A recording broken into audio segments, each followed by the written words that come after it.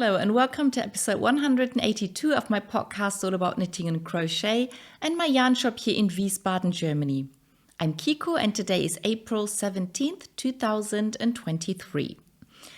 Today I'm wearing two rather old pieces, and when I chose to wear them today I hadn't realized that I made them in the same year.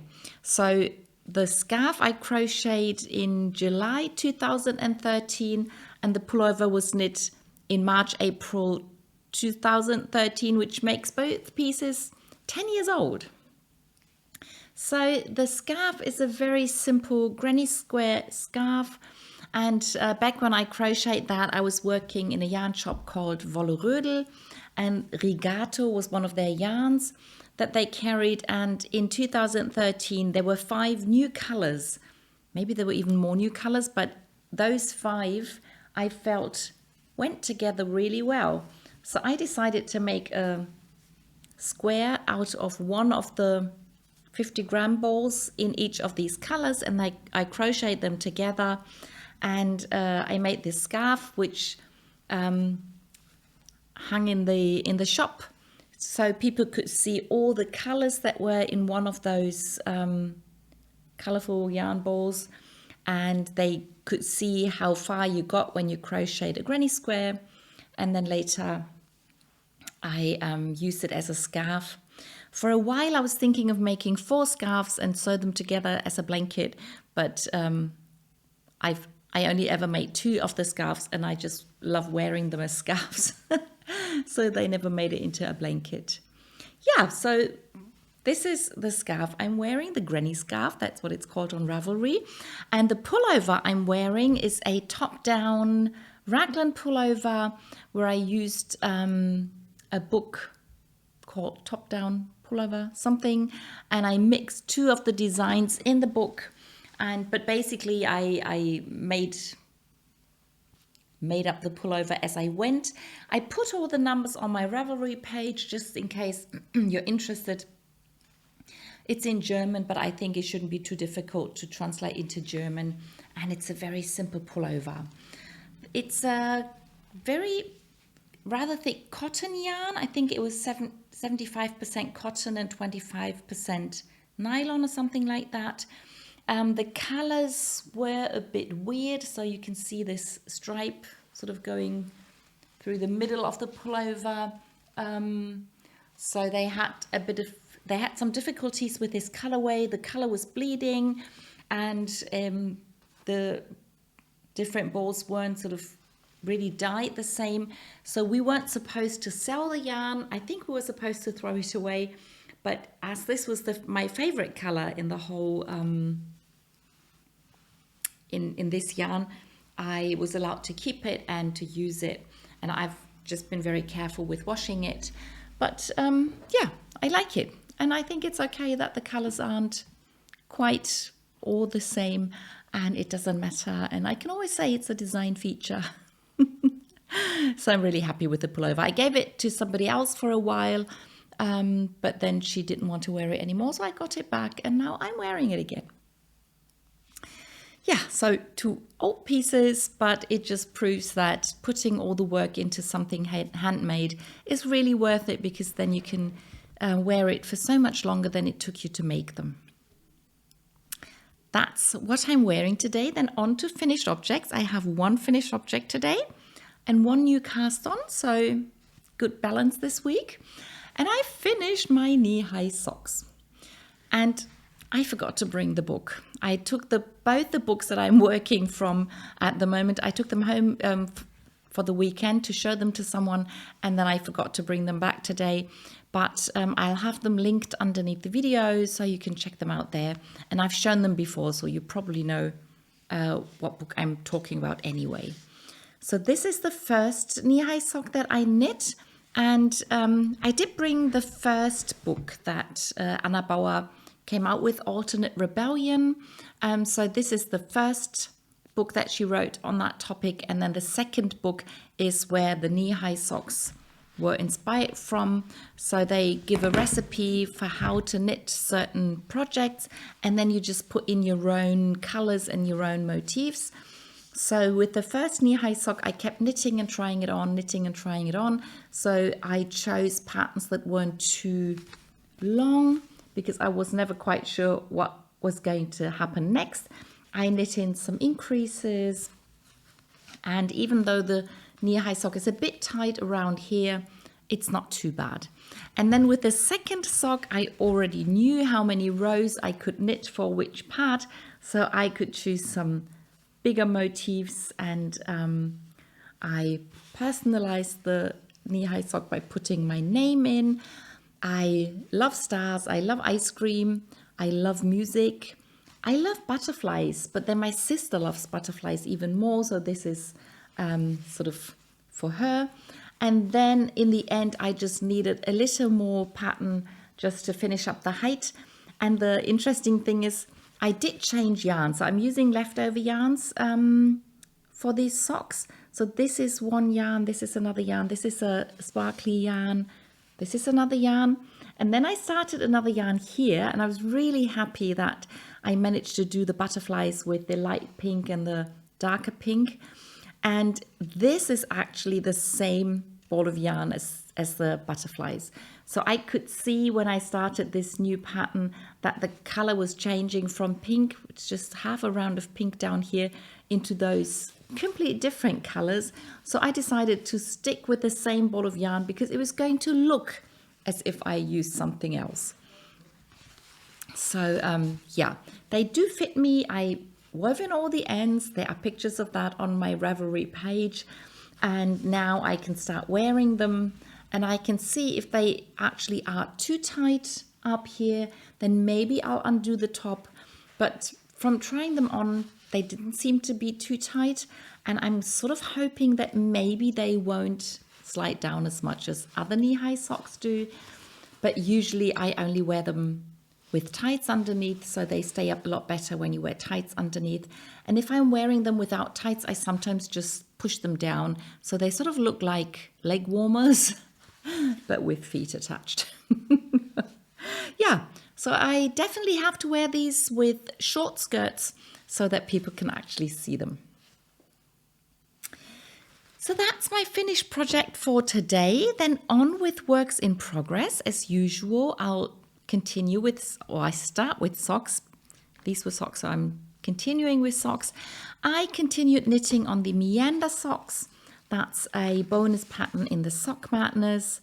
I'm using this beautiful light grey from the Country series by Opal. And last week I was still knitting the foot of the sock. It's a toe-up sock, but now I finished the whole foot. I finished the whole heel, and I've now started on the leg pattern.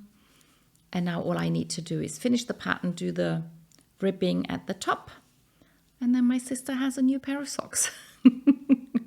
Yeah, I really wanted to get this done before the next round of the Sock Madness begins. The third round of the Sock Madness finishes tonight.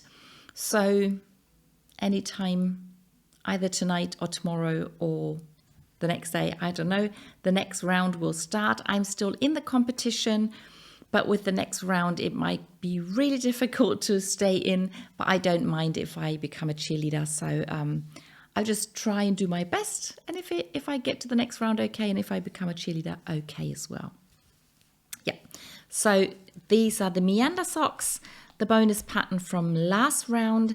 This round's bonus pattern is a 2-color pattern that looks really nice, but rather complex. So I'm probably not going to start them now.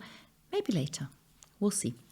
So the next pair of socks I have on my needles are the pink lace pattern socks that I started after I received this beautiful book with lace patterned socks. And as you can see, I finished number 1. I was a bit worried how the transition into the toe would work because you were supposed to knit all the rounds of the pattern so that the toe fits. I only left out 2 rounds, so that there's one row with the sort of a garter rib going across. I did not knit that round and the one before, but I think it's okay, and I think the transition from the pattern to the toe. Looks really nice. I'm really happy with how that worked out. And one interesting thing about the pattern is, so you decrease like a rounded toe, and then you finish off by sewing the two pieces together in Kitchener stitch, but I usually do that with a sewing needle and then going in and out of the stitches. But this pattern explains how to do that with your knitting needles. So you cut the yarn, you have 2 needles in your left hand and 1 needle in your right hand, and then you knit through the stitches in a certain way and you keep pulling the yarn. It's basically the same thing you do with a sewing needle, but I had never thought of doing that with a knitting needle. So I thought that's a really good idea, good skill to have when you want to finish off your socks and you don't have a sewing needle with you. So that was something new that I learned, and I'm really excited about that. So first sock is done, second sock is cast on, and I finished the ribbing. Have I started the pattern? I think I've probably done 1 round of pattern, and otherwise it's just ribbing. And by the way, that's how I like to keep my socks when I'm not knitting on them. I'll fold them in half, push all the stitches into the middle of the needles, and then use the 5th needle to go through my knitting, and then that sort of keeps it safe and tight. Okay, so that was the other sock, and then the new cast on of last week is another pair of socks, and that's I'm knitting that as part of the pattern battle of the Opal subscription yarn. So with the Opal subscription, you get a parcel 4 times a year with 6 balls of sock yarn, and you never know which colors you are going to get. And then one of those is chosen in the Ravelry group for the Opal Abo, for the Opal subscription. And this time, this color was chosen, and I was so busy with the sock madness when this happened that I completely forgot to check out which color was chosen and to think of a pattern. But then one of my friends who takes part in the pattern battle showed me which pattern she chose, and I realized, oh, I have to sign up for a pattern.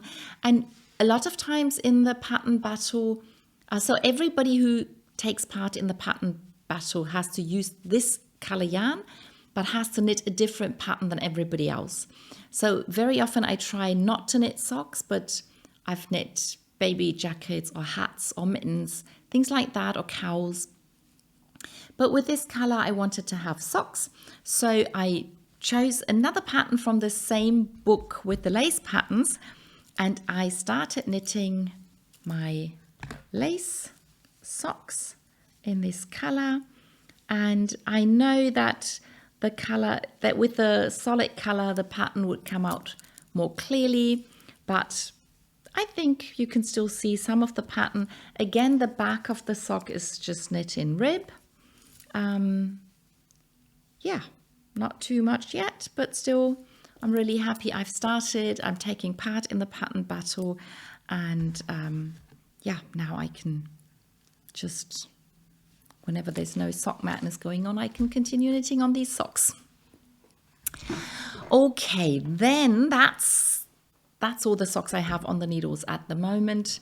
So there will be a new pair of socks as soon as the next round of the sock madness starts. But the other project I have on double pointed needles are the double knit brioche mitts that I started from the Sockomatician's book, Double Knitting Brioche. The pattern is called Mitts About You, and I have almost finished the first one. So the first half you've already seen, that's the one pass brioche or double knit brioche that I did in the round, and it just has one color on the inside, one color on the outside. And then I switched to knitting back and forth to create the thumb hole. And after I did that, or after I did half the thumb hole, I did what Nathan Taylor calls syncopated double knitting brioche. And that means that the purl stitches become knit stitches and the knit stitches become purl stitches, which gives the illusion that I've sort of changed the colors, because now the knit stitches are in the dark gray and the purl stitches are in the light gray, and I haven't actually changed or swapped the colors. All I've swapped is the pattern that I've knit. So the knit stitches became purl stitches and so on. And then after I finished knitting the thumb hole, I went back to knitting in the round. And this is what the mitts are going to look like when they're done. So I have the thumb in the middle of the color change, and then this will be the same length as that, and then I can fold that up if I want. But the more interesting thing is that I can have the fingers hidden inside the mitt, or I can fold it down and then I can use my fingers and do stuff. And then once it's folded down, this bit is the same color as this bit.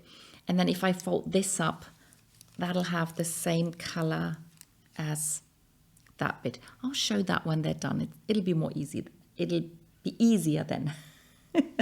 Yeah, but these are the Mitts About You mittens by Nathan Taylor, also known as Sockomatician, out of his brand new book, which is now available for purchase on Ravelry. I think it's £25 for the book, and for such a big book, it's a really good price, I think.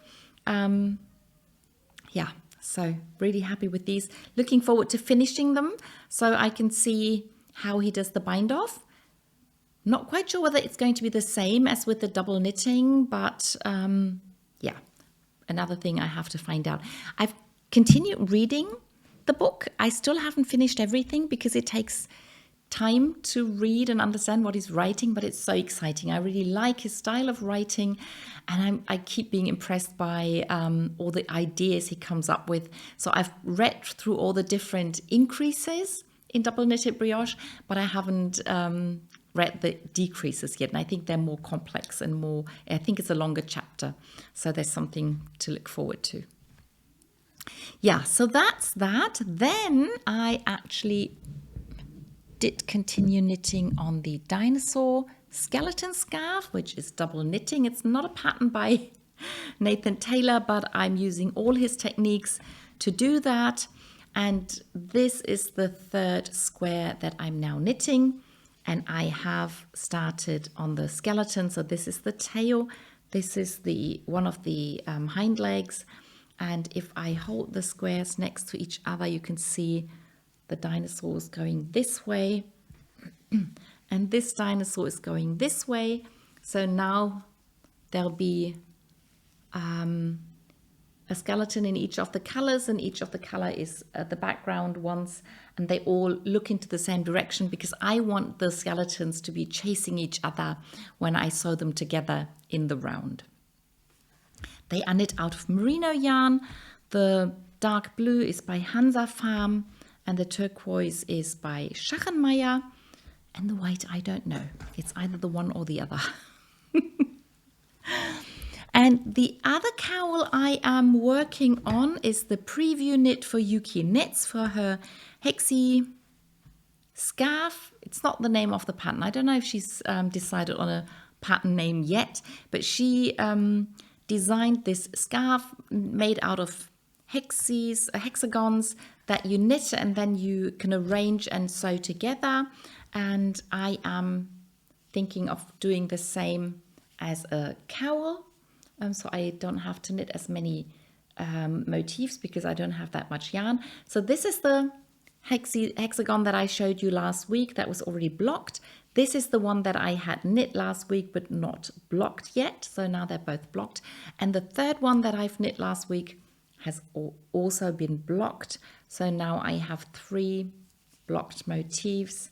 And I still love the yarn. I still love the way the colors come out. So these two are a lot closer or look more similar than the third one, but still they're different. It's not the same, and I really like the way they're looking at the moment.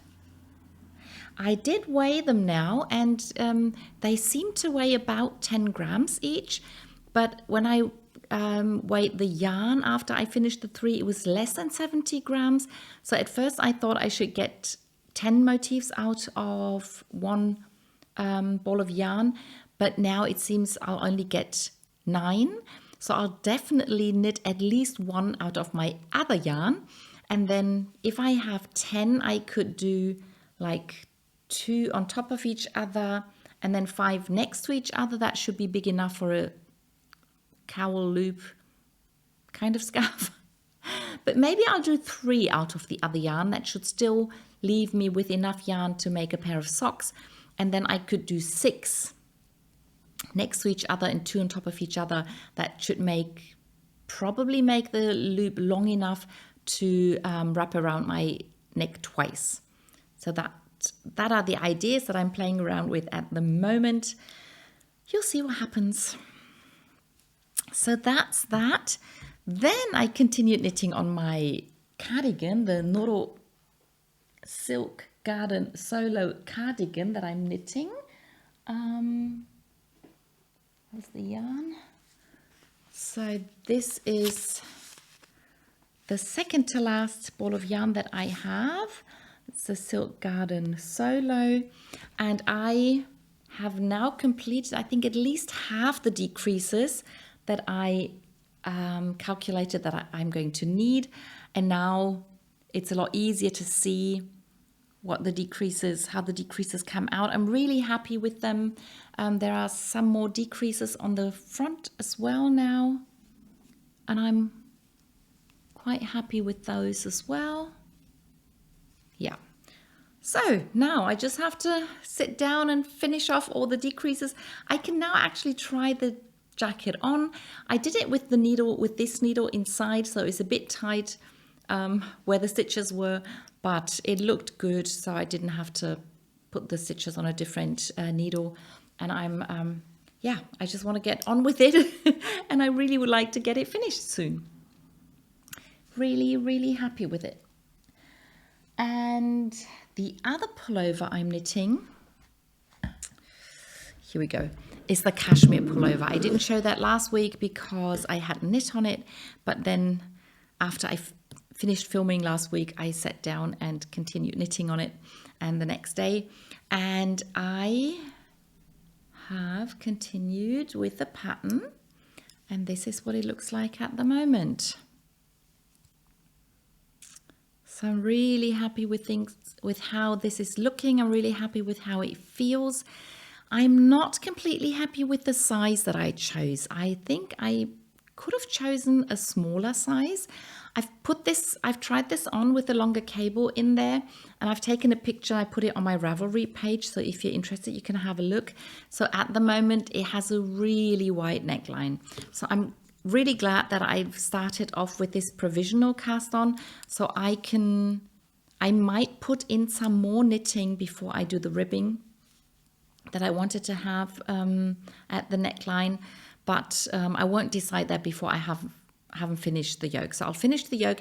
I just couldn't get myself to rip back the whole thing.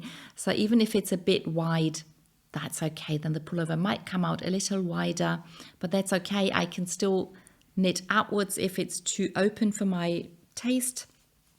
And the pattern says to knit after the pattern is finished, you're supposed to knit some more just in the main color before you split for the sleeves and the front and back. And I probably won't have to do that because this is going to be long enough. The way it looks at the moment, I don't know. I'll just have to keep knitting to find out. So this is the only problem with it so far, that it's fairly big, but I think it's better to have a pullover that's slightly too big than slightly too small, so I don't mind. This is the cashmere yarn by Hansa Farm. It's a pure cashmere.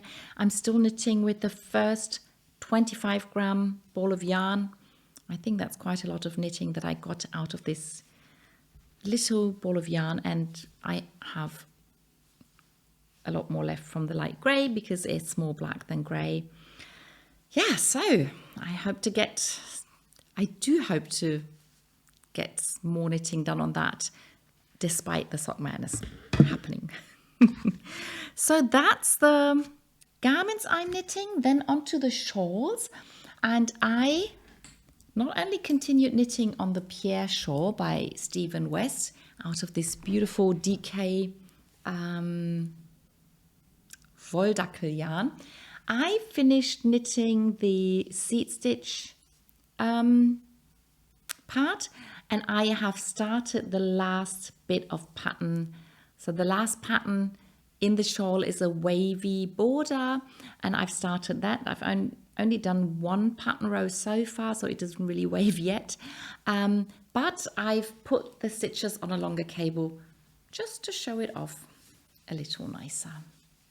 So now, oops, you can see how big the shawl is going to be. So it's really wide, and you can see that that it's sort of a lot more than a half circle. So the ends really come to the front, and I'm very sure that it's going to sit on my shoulders very nicely. And yeah, I'm really happy with how the dark and the light yarns played together when I used them both. And now the last 3 rows, I've only used the dark yarn. This is all I have left from my first 100-gram skein, but I do have another one that's already wound into a ball. So whenever I finish that yarn, I can attach the next one. Yeah, so that's the Pierre shawl by Stephen West.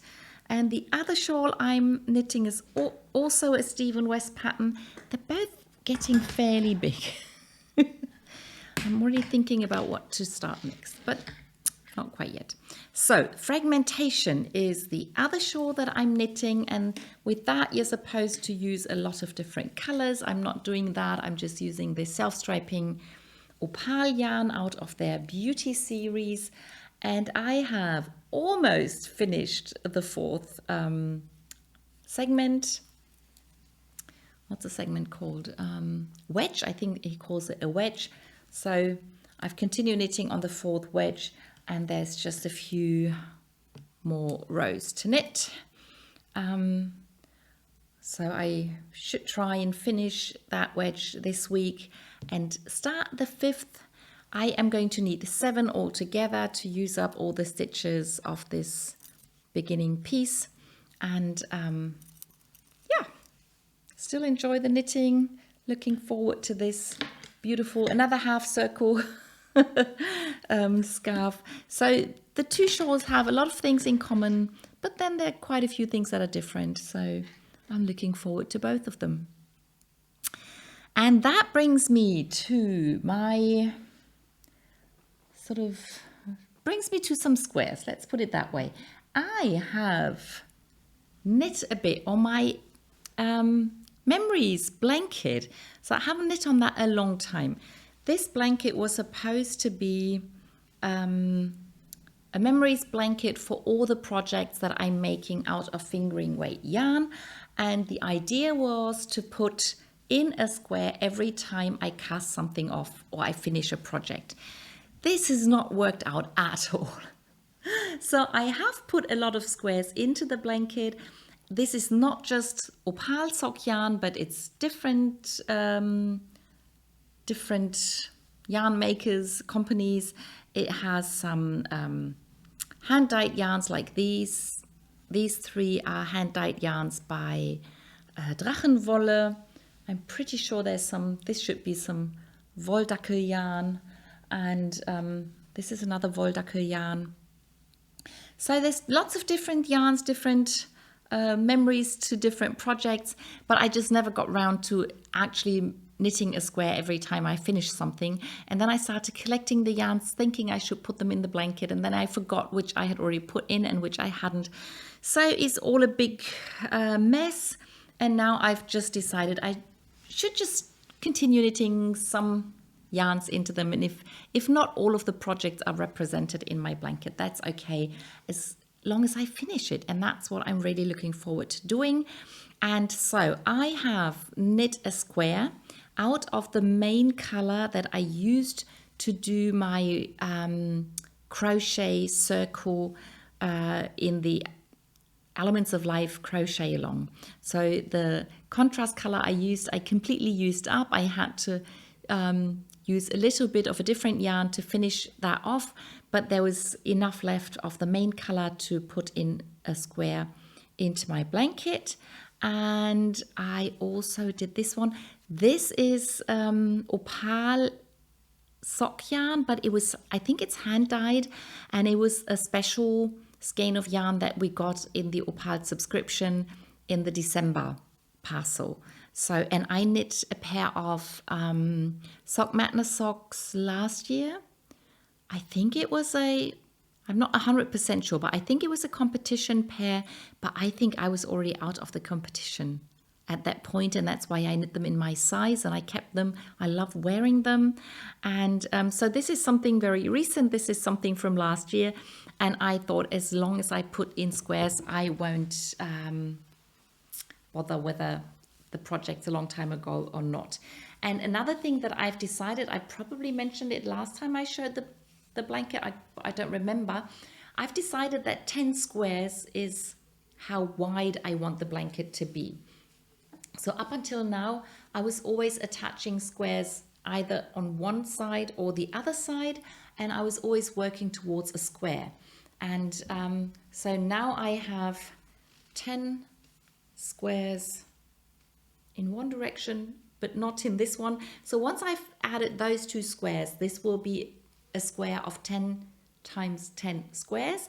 And then, so two edges already have a black edge, because I always start off by knitting 2 rows in a black yarn. But the other 2 edges, these are the edges that I am attaching squares to, do not have the black yet. So what I'm thinking of doing is, once I've finished those 2 squares, I will choose one of those sides, either this one or that one. I'm not quite sure which one I'm going to do, but then I'm going to pick up stitches all along the edge, I'll pick up stitches, knit a row of black, and then cast off, so it has the same edge as the other 2 sides. And then I will only be attaching squares to one side of the blanket. And that will mean that one side automatically has the black, the other hasn't, but I will add that later. And even if there's a tiny gap, it doesn't matter, I can sew that shut later. But I don't want to have to pick up stitches the whole length of the blanket at some point. So that's my memories blanket that I am going to finish soon, I hope. I mean, it probably will take some time, but I don't want to forget about it the way I have done in the past. And now, as I'm standing, I will show you the last project, my alpaca lace granny square with all the colors. It is growing slowly but steadily, and it's slowly coming towards a size that I might like. I think last week I had just started this dark grey round, and I finished a middle grey round and the black one. The next one will be the dark grey again, and then there's another 6 rounds that I have already decided which colors to use. And after that, I may just continue crocheting, but maybe I'll wash and block it just to see what the size is going to be after I block it. I do want it to be big enough to cover my elbows, so I do want it quite a bit bigger than this. And I do not want to block it aggressively. All I want to do is wash it and then just lay it flat to make it straight, and maybe just pull it a little bit. So I do want this to be rather open and airy and light. So I don't want to pull like aggressively, but I do want the pattern to open up a little bit. And that should make it quite a bit bigger, as I have lots and lots of rows and stitches that if they all open up a little bit, I know it's going to grow quite a bit. So once I've done that, then I can decide whether I want to do more rounds with all the greys and the black, or maybe just put the black border or whatever. But I just thought it might be easier to decide once I've done that. And I'm also looking forward to seeing what this looks like, slightly blocked. So yeah, very exciting. It will take several weeks until I do that, because I do want to add those 7 rounds that I've already planned. And as the rounds keep getting longer, that's going to take some time. Yeah, so that's everything I knit and crocheted last week. I hope you enjoyed the video, and I'll see you in the next one. Bye!